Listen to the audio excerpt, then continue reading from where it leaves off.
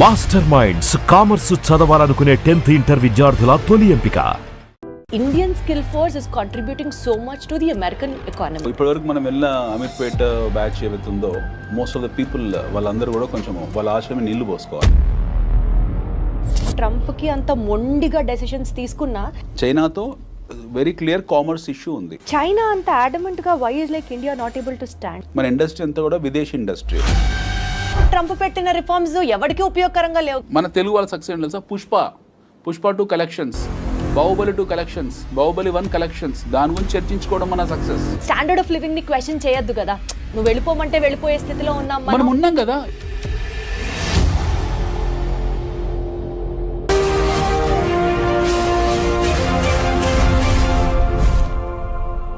చూడు, ఒక్కవైపే చూడు, ఇంకోవైపు చూడాలనుకోకు.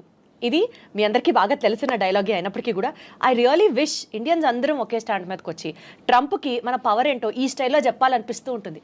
Because those reforms what he has been introduced are visa మీద రెస్ట్రిక్షన్స్ కానీ ఈ అంశాలన్నిటినీ ఇండియా అండ్ యుఎస్ ఈ టైజ్ ఏదైతే ఉన్నాయో be it in terms of economics or in terms of trade or in terms of what ఎవర్ XYZ రీజన్స్ ఇవన్నీ ఎలా effect అవుతాయి లేదా ఎఫెక్ట్ అవుతాయన్న భ్రమలోనే మనం బతుకుతున్నామా? Would it really or seriously make any sense?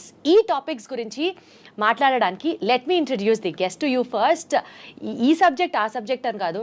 Beat about mutual funds, he's there. Beat about investments, he's always there. And beat about geopolitics, he says tana kante best inkokal leru ani, and absolutely is what I also feel. Let me take the privilege to invite our guest for the show today, Anil AKV garu unnaru. Hello Anil garu. Hi ma'am. Ela unnaru? I am good. అసలు జియోపాలిటిక్స్లో మీకున్నటువంటి ఏమంటారు vast knowledge is like I'm totally flat for it sir. అది మీరు travel చేసిన విధానం కావచ్చు, మీరు వర్క్ చేసినటువంటి మీ పాస్ట్ ప్రయర్ వర్క్ ఎక్స్పీరియన్స్ వల్ల కావచ్చు, వాట్ ఎవర్. బట్ ఈ టాపిక్స్ గురించి డిస్కస్ చేయడానికి నాకు మీరే పర్ఫెక్ట్, మీతోనే కరెక్ట్ అని అనిపించింది. And that's the reason we have been talking now.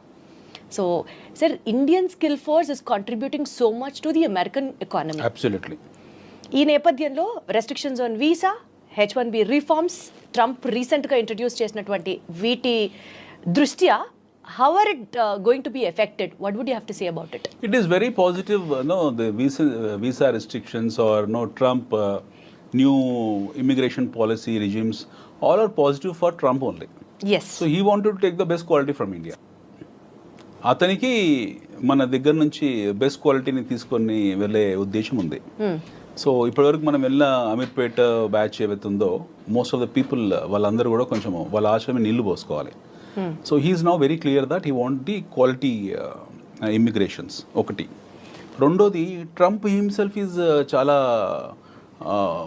Business man, business perspective ఇవన్నీ ఈ దృష్టికోణంతో చూడడం మానేస్తే you find Trump is a very clear స్టేట్స్మ్యాన్.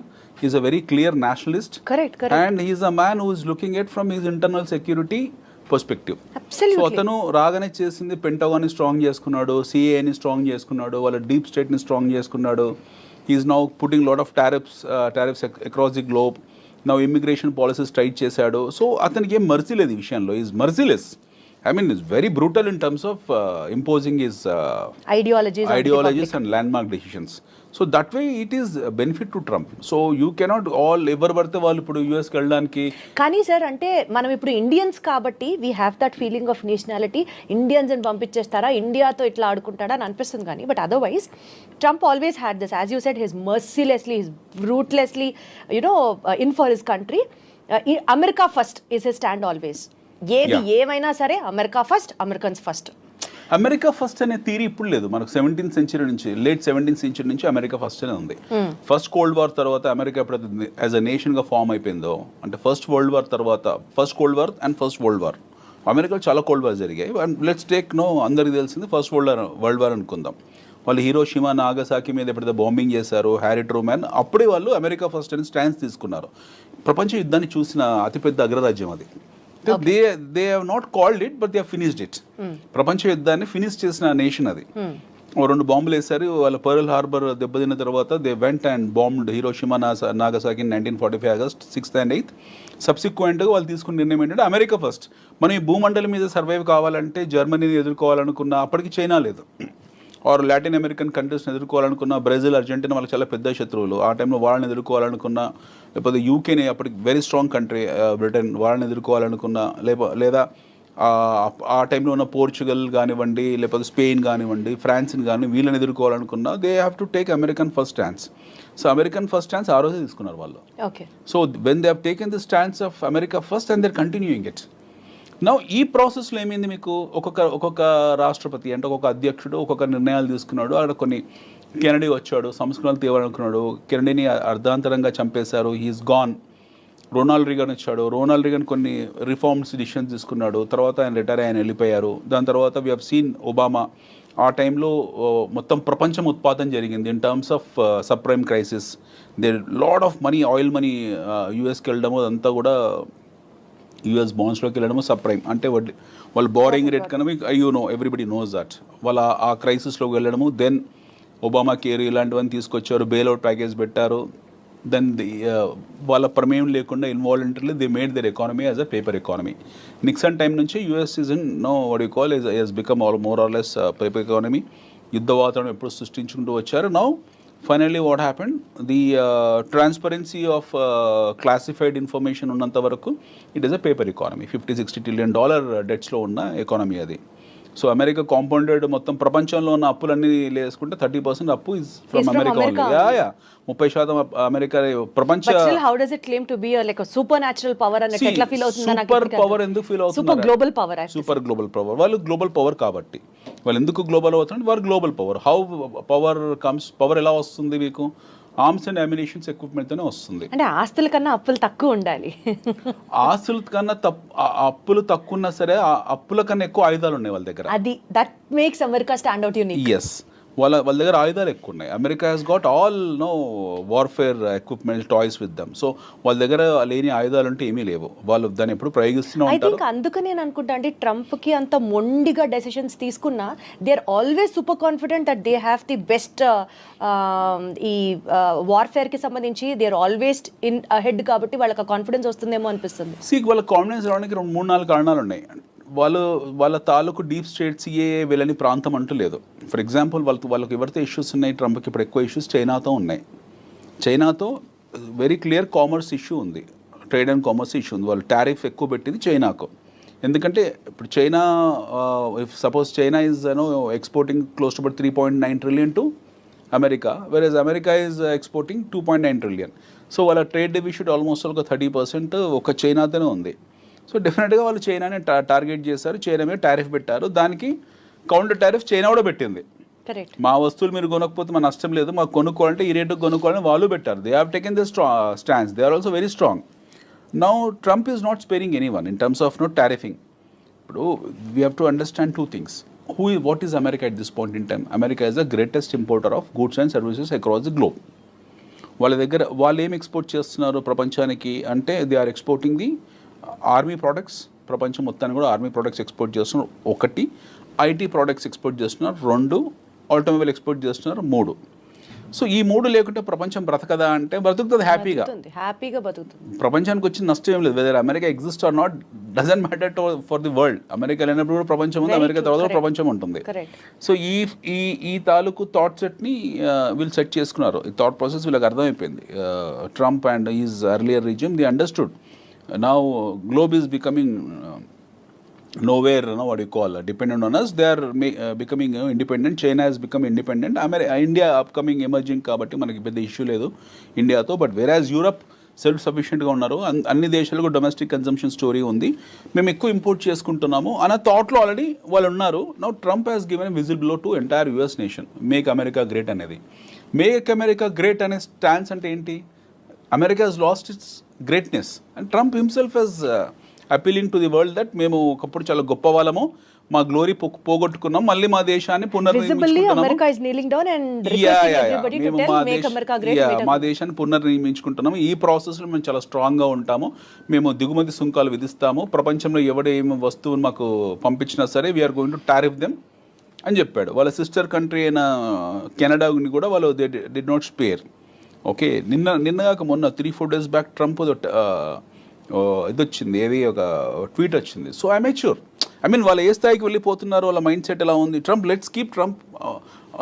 There are two perspectives. Trump as a president, ఆయన ఒక స్టేట్స్ మ్యాన్, ప్రెసిడెంట్, అగ్రరాజ్యానికి ఆయన రాష్ట్రపతి, అది పక్కన దేశాధ్యక్షుడు పక్కన పెడతాం. ట్రంప్ యాజ్ ఎ ఇండివిజువల్ ఇప్పుడు మాట్లాడుకుందాం మనం. ఒక అమెచ్యూర్ ఇండివిజువల్గానే మాట్లాడుకుందాం. అతను ఒక పెంకితనం, టెంపరితనం లేదా ఒక అల్లరితనం ఇవన్నీ ఆయన ట్వీట్స్ ద్వారా ఆయన చెప్పుకుంటాడు. మొన్న ఒక 4 days బ్యాక్ చెప్పాడు, రెసిషన్ పరిస్థితి ఏంటనంటే America may not escape from recession, మనం రెసిషన్లోకి వెళ్తాం మేము అన్నాడు. అదే రోజు రాత్రి వాళ్ళకి $4 trillion మార్కెట్ క్యాపిటలైజేషన్ వైపౌట్ అయిపోయింది. They lost 4%, 5%. సో ట్రంప్ ఎవరికి ఏం ప్రత్యక్షంగా డ్యామేజ్ చేయాల్సిన అవసరం లేదు, ఆయన నోరు చాలు. సెల్ఫ్ గోల్స్ వేసుకుంటుంటాడు. సెల్ఫ్ గోల్స్, ఆయన నోరు చాలు. ఇది ఇస్ అ బిగ్ టైమ్. ఆయన నోరు ఒక పెద్ద లౌడ్ స్పీకర్ అనమాట. ఆయన ఇచ్చే స్టేట్మెంట్లు చాలు, which will damage their own economy. మన $4 trillion వైపౌట్ అయింది అలా మార్కెట్లో. ఎవరు డ్యామేజ్ అయ్యారు? ఆయన best friend Elon Musk damage అయ్యాడు. నేను తెల్లారొచ్చి చెప్పాడు, నో అదేం సమస్య లేదు, వీఆర్ వెరీ స్ట్రాంగ్, అమెరికాలో రెసిషన్ ఏం లేదు. మళ్ళీ చెప్పాడు, మళ్ళీ కొద్దిగా రికవర్ అయింది. బట్ ఇనీషియల్గా పబ్లిక్ మొదటి మాట డిఫెన్స్ కాకుండా మొదటిసారి ఇచ్చిన స్టేట్మెంట్ని జనాలు పట్టుకుంటారు, అదే మాట పట్టుకున్నారు. So it's very clear that make America great again, which means America lost its greatness.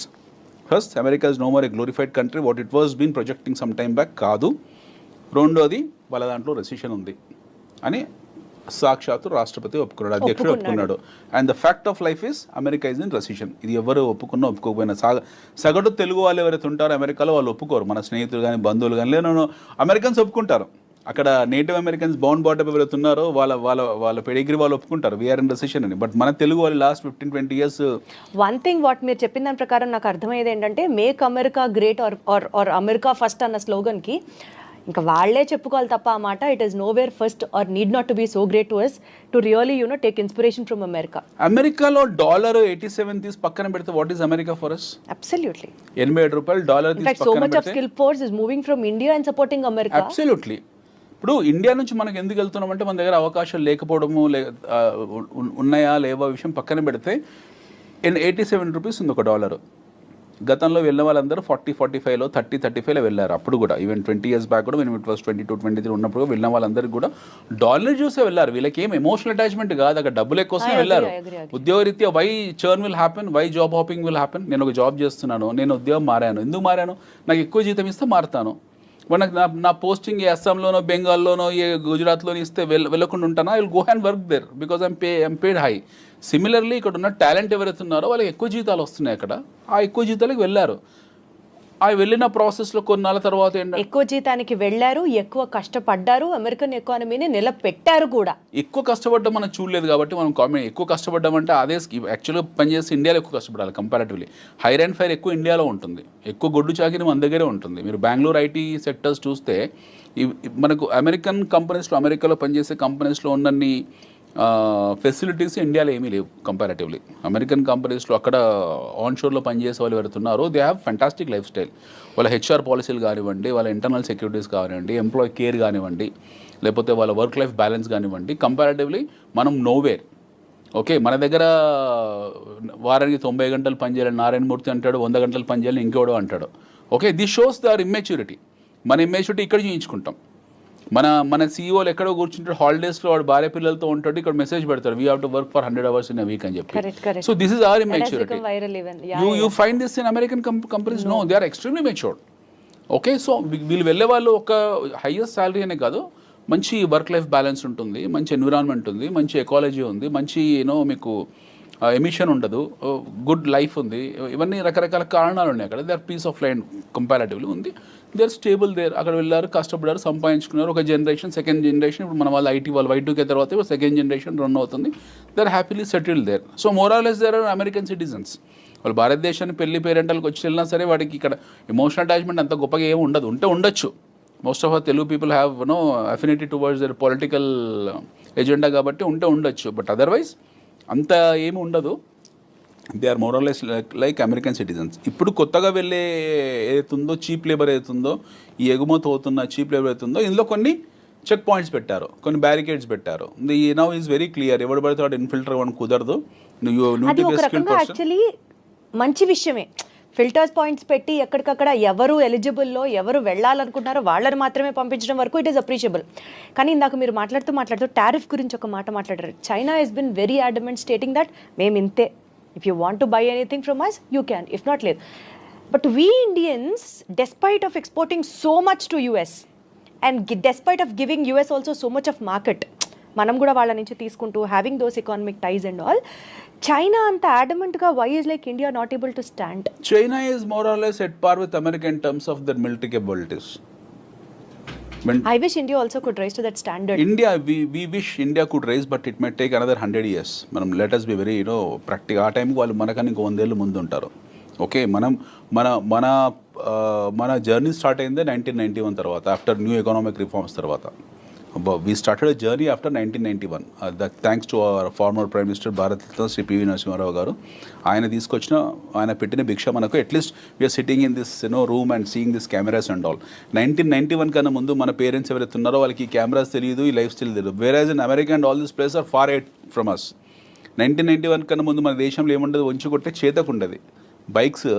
I think you must be a kid that point in time, even I was a kid. అప్పుడు ఏముండేది మన కళ్ళ ముందు, బజాజ్ చేతకు ఉండేది. Start అయ్యేది కదా, దాన్ని bend చేసి వంచి దాన్ని స్టార్ట్ చేయాలి. రాజుత్ ఉండేది, మోకాలు దెబ్బలు తగిలేవన్నీ కూడా. ఈ జీవితం అది లైసెన్స్ రాజు ఉండేది. మనకి ఎవడు పర్మిషన్లు ఇచ్చేవాడు కాదు. ఇది ఇండస్ట్రీ పెట్టుకోవాలన్నా సరే, ఇలాంటి స్టూడియో పెట్టాలన్నా సరే లైసెన్స్ రాజుకే వెళ్ళాలి. So we're in pathetic primitive conditions. ఒక మాట అట్లీస్ట్ అండి మీరు చెప్పినట్లు పెథటిక్ కండిషన్ నుంచి సెల్ఫ్ సస్టైనబుల్ కండిషన్ కి ఎదుగుతున్నాం అనుకుందాం కాసేపు. ఈ టారిఫ్ తగ్గించడం అనేది డూ యూ ఫీల్ తగ్గిస్తే no doubt US will be happy?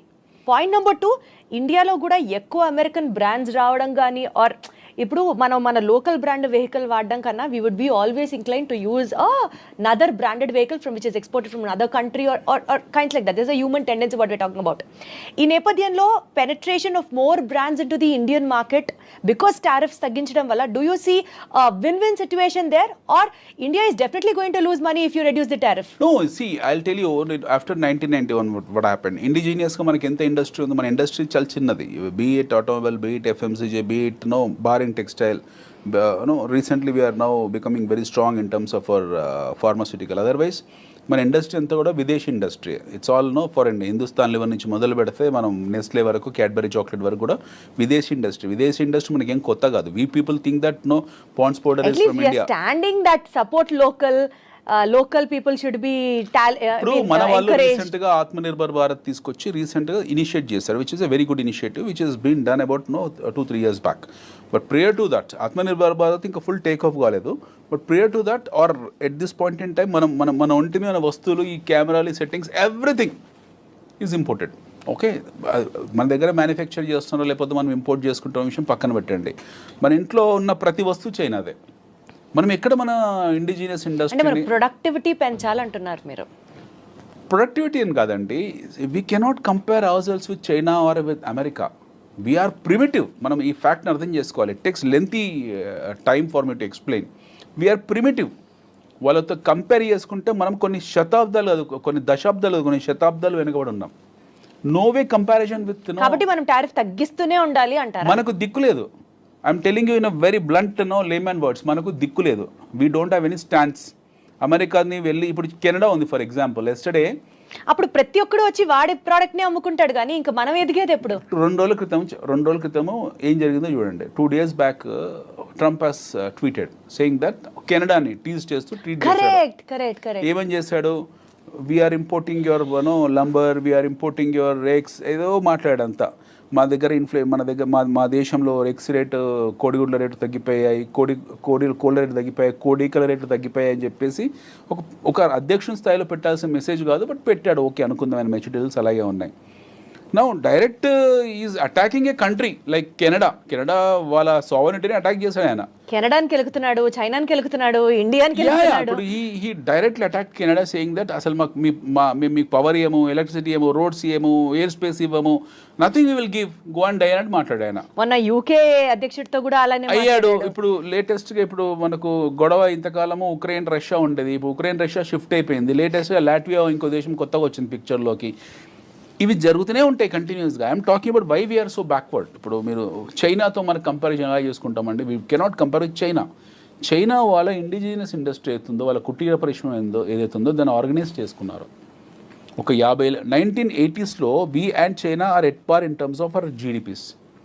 చైనాది మనది సేమ్ జీడిపి. మీరు చెప్తే చాలా ఆశ్చర్యపోతారు. ఇక్కడ 1980 నుంచి 84 మధ్యలో anybody can take the statistic books, వాళ్ళు ఒక రికార్డ్స్ తీసుకోవచ్చు, క్లాసిఫైడ్ రికార్డ్స్ పెట్టుకోవచ్చు. ముందు భారతదేశం China are at the same terms of GDP in terms of same terms of growth rate. మన ఇద్దరికన్నా కొంచెం ఫార్వర్డ్లో ఉన్న దేశం పాకిస్తాన్. మన ఇద్దరికన్నా గ్రోత్ ఎక్కువ ఉన్న దేశం పాకిస్తాన్. వేరాజ్ చైనా భారతదేశం కంపారిటివ్లీ పాకిస్తాన్ కన్నా వెనుకబడ్డ దేశం. Today is Pakistan far behind then Bangladesh also. That's a different story. వాళ్ళ జియో పాలిటిక్స్ వేరే ఉన్నాయి. But China as at par with America ఈరోజు కావడానికి కారణం 40-50 ఏళ్ళలో ఏం చేశారు మ్యాజిక్. మళ్ళీ 1980s నుంచి 40 yearsలో వాళ్ళు చేసిన మ్యాజిక్ ఏంటి? వాళ్ళ దగ్గర అలావుద్దీన్ అద్భుత ద్వీపం ఉందా, లేకపోతే హ్యారీ పోటర్ ఏమైనా అలాంటిది ఉందా? ఏమీ లేదు. They just organise their indigenous industry. వాళ్ళ కుటీర పరిశ్రమని ఆర్గనైజ్ చేసుకున్నారు. పని వృత్తులు ఏవైతే ఉంటాయో, వృత్తి కళలు ఏవైతే ఉంటాయో వాటిని ఆర్గనైజ్ చేసుకున్నారు. China has done a very simple thing. మన దగ్గర చేనేత పరిశ్రమ ఉంది, చైనాలో చేనేత పరిశ్రమ ఉంది. మన దగ్గర బొట్టు బిళ్ళల పరిశ్రమ ఉంది, వాళ్ళ దగ్గర బొట్టు బిళ్ళల పరిశ్రమ ఉంది.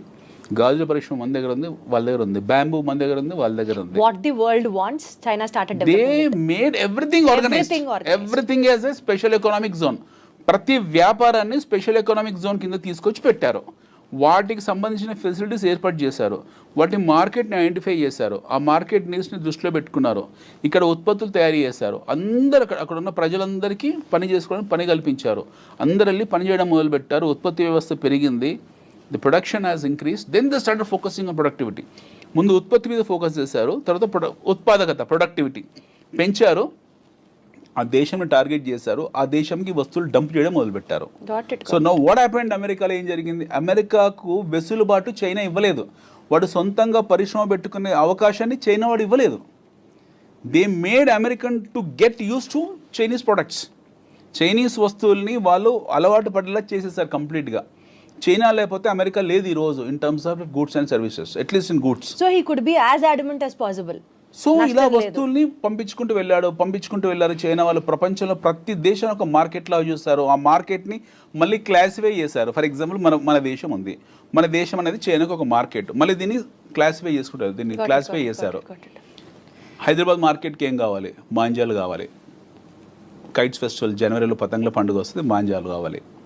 So they started supplying so గాలిపటాలు కావాలి. దే స్టార్టెడ్ సప్లైయింగ్ గాలిపటాలు. ప్రపంచానికి ఏది అవసరమో ఏది అవసరం కాదు. They went to very micro level వెళ్ళిపోయి అక్కడ నీడ్స్ ని గుర్తించి ఆ నీడ్స్ని వాళ్ళే తయారు చేస్తారు. మన దగ్గర మనం పెట్టుకునే పోస్టిట్లు వాడే తయారు చేస్తారు.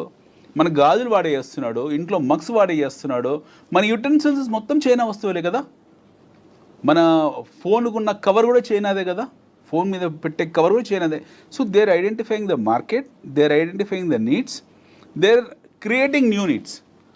ఉన్న అవసరాలే కాదు, కొత్త అవసరాలు సృష్టించి దాన్ని మార్కెట్గా తయారు చేసి ఉత్పత్తి వ్యవస్థను పెంచుకొని, ఉత్పాదకను పెంచుకొని ఆ వస్తువులను ఆ దేశంలో డంప్ కొడుతున్నారు వాళ్ళు. So now what happen to Americans ఈరోజు కొత్తగా సంస్థలు పెట్టేసి 10 ఏళ్ళు 15 ఏళ్ళు. Now Trump is saying that no, you need to put your factories in our country so that we will give reservations for you in terms of tariffs. ఎవరైనా సరే మాకు ఉత్పత్తి ఆ వస్తువులు మాకు ఎగుమతి చేసేవాళ్ళు మీరు వచ్చి మా దగ్గర సంస్థలు పెట్టుకోండి అని చెప్తున్నాడు. కరెక్ట్. ఇప్పుడు వాడు వెళ్ళి చైనా వాడు సపోజ్ చైనా వాడు దోమల బ్యాట్లు ఉంది. వాడు వెళ్ళి అమెరికాకి వెళ్ళి చైనా దోమల బ్యాట్ల కంపెనీ పెట్టి దాని ఉత్పత్తి తయారై ప్రొడక్షన్ బయటకు వచ్చి మార్కెట్లో కన్జ్యూమ్ చేసుకునే టైంకు ట్రంప్ పదవి కాలం ముగిసిపోతుంది 4 ఏళ్ళు. తర్వాత కొత్తోడు వస్తాడు administration. Somebody new person will come, he will say some new thing.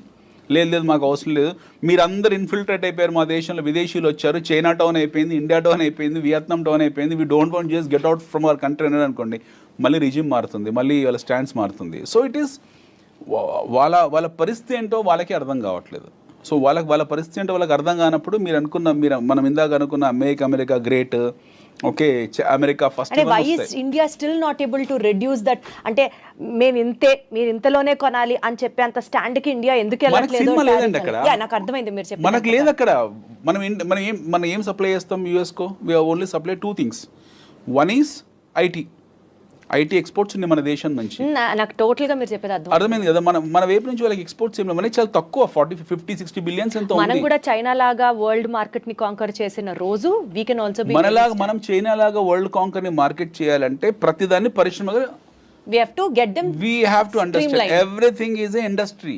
ప్రతిది ఇండస్ట్రీని, ప్రతిదాని ఇండస్ట్రీలా గుర్తించాలి. ఆ ఇండస్ట్రీని గుర్తించిన ఇండస్ట్రీని వాళ్ళకు షాప్స్ ఇవ్వాలి, ఎకనామిక్ జోన్స్ పెట్టాలి, అందులో పొలిటికల్ ఇంటర్ఫరెన్స్ ఉండకూడదు, రెడ్ టేపిజం ఉండకూడదు, కఠినమైన చట్టాలు ఉండాలి, ఉత్పత్తి వ్యవస్థకు కావాల్సిన అన్ని వనరులు ఇవ్వాలి, ప్రజలను అందులో భాగస్వామ్యం చేయాలి. అందుకే మనకు పాసిబుల్ కాదని, మనమున్న మల్టీ పార్టీ సిస్టమ్. కానీ అండి ఇప్పుడు మనం ట్రంప్స్ రిఫార్మ్స్ గురించి మాట్లాడుతూ on visas, but one thing మనం డెఫినెట్లీ మాట్లాడుతీరాలి, గోల్డెన్ వీసాస్, గోల్డెన్ కార్డ్స్. 42 కోట్లకు $5 million గోల్డెన్ కార్డ్ ఇస్తున్నాడు. వెళ్ళొచ్చు, మీ దగ్గర డబ్బులు ఉంటే మీరు వెళ్ళండి హ్యాపీగా. నా దగ్గర డబ్బులు నేను వెళ్తాను 42 కోట్లకు పెట్టుకొని. అంటే డబ్బున్న వాళ్ళు వెళ్తున్నారు, భారతదేశంలో డబ్బున్న వాళ్ళందరూ అమెరికా వెళ్ళిపోతే మరి మన పరిస్థితి ఏంటనేది ఒక పాయింట్. భారతదేశంలో డబ్బున్న ప్రతి ఒక్కడు వెళ్ళిపోతే రేపు టెర్రరిస్టులు వెళ్ళిపోతే వెళ్తున్నారు కదా. ఇప్పుడు అమెరికాలో టెర్రరిస్టులు ఏం కొత్తగా కదా. ఏ రకంగానూ ట్రంప్ పెట్టిన రిఫార్మ్స్ ఎవరికి ఉపయోగకరంగా లేవు కదా. Is what I wanted to tell you. See, the question is, the idea of gold card is he wanted to have all the wealthy people in his country, wealthy people in his country, so that they can go and establish their establishments and start producing and contributing to American economy. Yes, adi it's a nationalistic it is approach. His master brain for America. But no infiltration, మీరు లేకపోతే terrorism infiltration అనేది మనం control చేయలేము. అమెరికాలో ఈరోజు check లిస్టులు కొత్తగా లేదు. మనకు 2001 10/11 కూడా హ్యాపెన్, ట్విన్ టవర్స్ని కూల్ చేశారు, అప్పుడు కూడా ఉన్నాయి వీళ్ళకు, కట్టుటమే ఉన్నాయి. But still you have that flights going and doing that kamikazes కూల్ చేశారు. ట్విన్ టవర్స్ని, పెంటగాన్ మీద కూల్ చేశారు. అమెరికా ఎప్పుడు ప్రత్యక్షంగా యుద్ధాలు చేసింది ఏమీ లేదు, గెలిచింది ఏమీ లేదు. ఆఫ్ఘనిస్తాన్లో ఓడిపోయింది, వియత్నాంలో ఓడిపోయింది. America never had a track record of winning a war. They one the wars on praxis.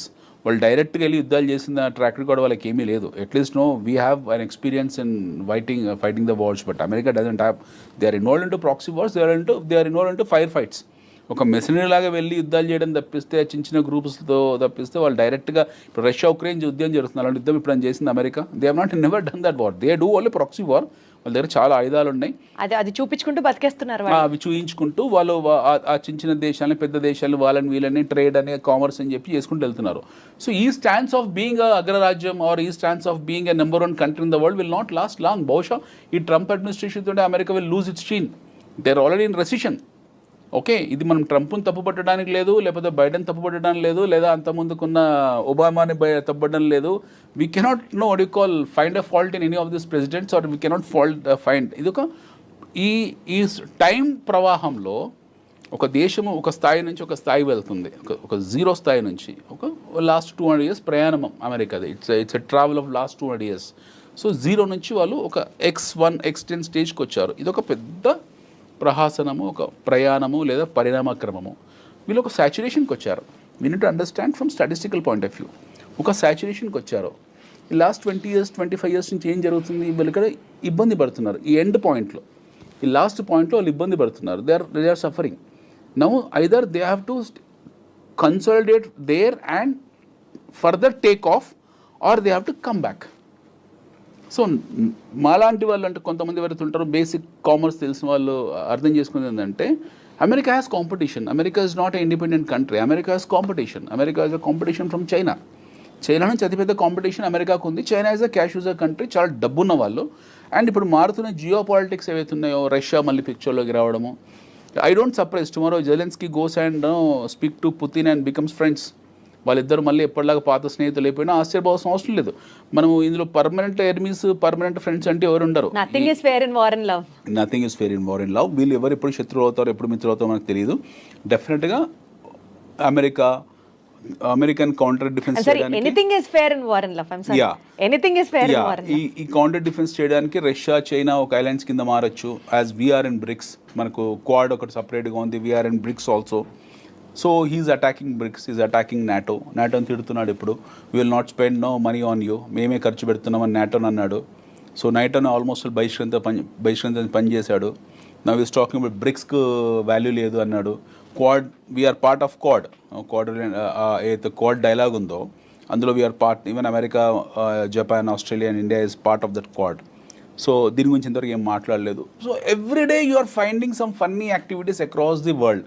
So Trump వచ్చిన తర్వాత బ్యూటిఫుల్ ఎంటర్టైన్మెంట్ జరుగుతుంది, మనకు అద్భుతమైన ఎంటర్టైన్మెంట్ జరుగుతుంది. అంతకుముందు లేదని కాదు, అంతకుముందు చెప్పేవాళ్ళు కాదు ఎవరు కూడా. ట్రంప్ నోటి దురుసు వాళ్ళు ఏంటంటే ఈ himself will know tell everything, advance చెప్పేస్తాడు అన్నీ కూడా.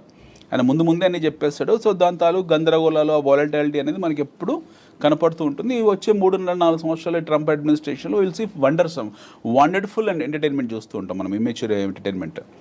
బట్ దాని తర్వాత ఎలా ఉంటుంది ఆఫ్టర్ తర్వాత మాగా అయిపోతుంది, తర్వాత ట్రంప్ ఇదే లాస్ట్ టర్మ్, తర్వాత అమెరికా ఎలా ఉంటుంది అనేది నన్ ఆఫ్ అవర్ బిజినెస్. మనం చూడాల్సింది భారతదేశము, we have natural resources, we have human capital.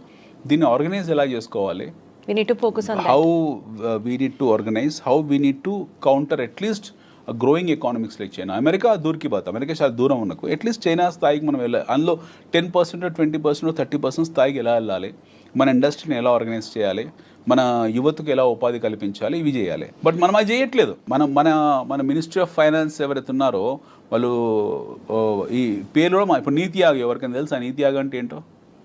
Okay, economic affairs పేర్లు మార్చుకుంటూ వెళ్తారు, ఎవరికి తెలీదు. ఇప్పుడు సడన్గా Nirmala Sitharaman our finance minister has increased short term capital gains, long term capital gains.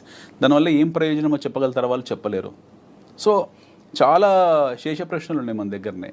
We have lot of confusion with in our system. మన దేశంలో చాలా కన్ఫ్యూజన్ ఉంది. We're not a matured country though, but still we can make it little mature comparatively. But అది కూడా చేసుకోలేకపోతున్నాం మనం.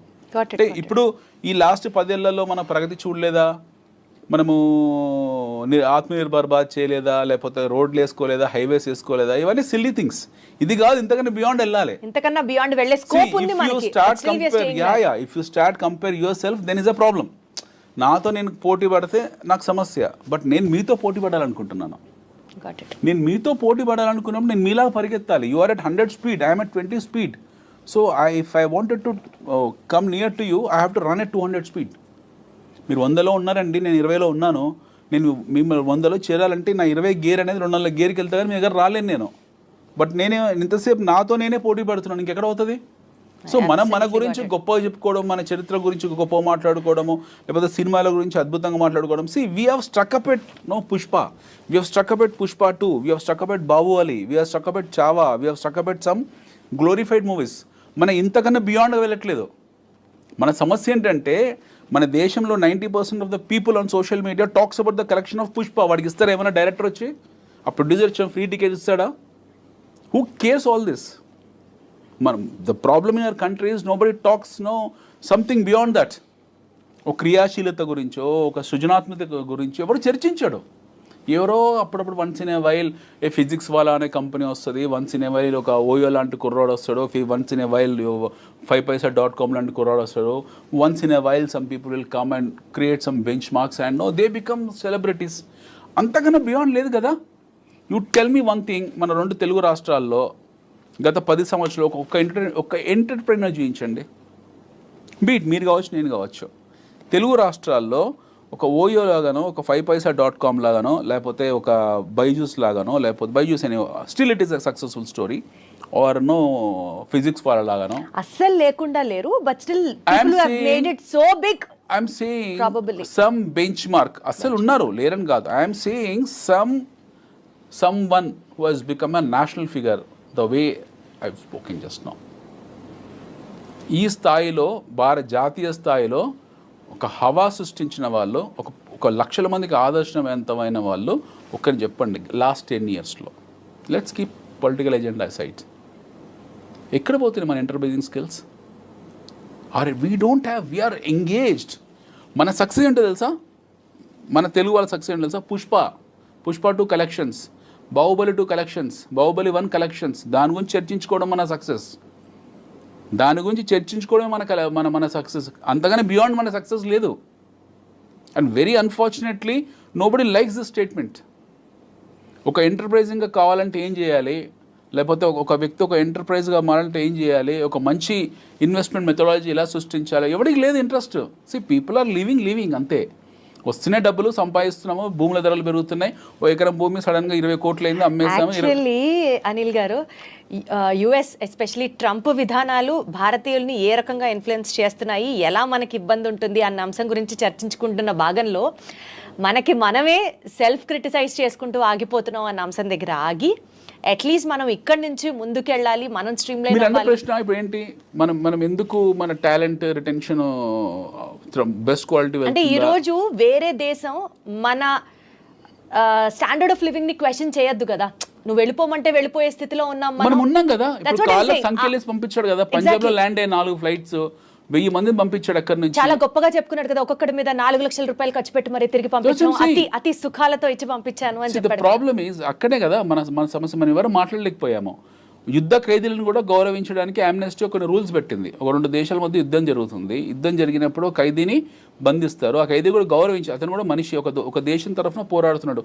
ఇతనికి ఈ దేశానికి శత్రువు కావచ్చు, బట్ ఇంకో దేశం. సో ఒక యుద్ధ ఖైదీకి ఇవ్వాల్సిన గౌరవం కూడా ఈ రాంగ్ ఇమ్మిగ్రేట్స్ అని పంపించిన వాళ్ళకి ఇవ్వలేదు. So that's they stands because they should. వాళ్ళు డబ్బున్న వాళ్ళు, వాళ్ళకి ఆయుధాలు ఉన్నాయి, వాళ్ళకు పెద్ద దేశం కాబట్టి వాళ్ళు అలాగే ప్రవర్తిస్తున్నారు. మనం చేయాల్సిందండి, either you want to be like India or you want to be like America. We have only choice అంతే. So America will not become India. వాళ్ళు ఎట్లా America wanted to become. There are all ways of India becoming an America or India competing with China. Absolutely. మనం చేయాల్సింది ఒకటి ఏంటంటే at least మనం చైనాకి దగ్గరికి వెళ్ళాలి. అమెరికా కొంచెం దూరమైన కల్పన అది, బట్ మనం చైనా దగ్గరికి వెళ్ళాలంటే ఆర్గనైజ్ చేసుకోవాలి. లేకపోతే బైడెన్ లాంటి వాళ్ళు మళ్ళీ రేపు 1000 మందిని పంపిస్తారు, ఇంకో 1,00,000 మంది పంపిస్తారు. సో వాళ్ళు అగ్రదేశమైనటువంటి అమెరికా చేస్తున్నటువంటి రిఫార్మ్స్ మీద ఆధారపడి మన భవిష్యత్తుని మనం డిసైడ్ చేసుకోవడం కాకుండా ప్రాబబల్లీ మనమే ఆ position where we will be unbeatable or unshakeable or unstoppable కి రీచ్ అయితే, లైక్ యాజ్ యూ సెట్, అది ఓవర్ ప్రాసెస్ ఆఫ్ 100 years కావచ్చు, 150 years కావచ్చు, whatever it is. If at all not lately we realize the importance of becoming a superpower, definitely things going to be in a still more better way is what I have understood after talking to you. Yes. Thank you so much, Anil garu. Thanks, Thank ma'am. you.